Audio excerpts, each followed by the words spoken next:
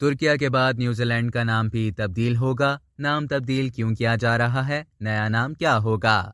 New Zealand को नौआबादियाती निजाम का सामना है, जिसके पेश नजर अवाम मुल्क का डच अंग्रेजी नाम तब्दील करके मकामी माओरी नाम रखने पर गौर कर रहे हैं। इस सिलसिले में अवाम की जानिब से एक पिटीशन जारी की गई, जिस पर 70,000 से ज्यादा अफराद ने दस्तखत करके मुल्क का नाम तब्दील करने का मुतालबा किया। इस पिटीशन के मुताबिक अवाम का मुतालबा है कि न्यूजीलैंड का डच अंग्रेजी नाम बदल कर उसके असल माओरी जबान का नाम आउटेरुआ रखा जाए। दी माओरी पार्टी की शरीक रहनुमा डेबी निगारेवा पैकर ने मुल्क के नाम की तब्दीली और मकामी सकाफत से जुड़े रहने की अहमियत पर जोर देते हुए कहा है कि लफ्ज आउटेरुआ उनकी हकीकी शनाख्त की अक्कासी करता है कि वो कौन थे।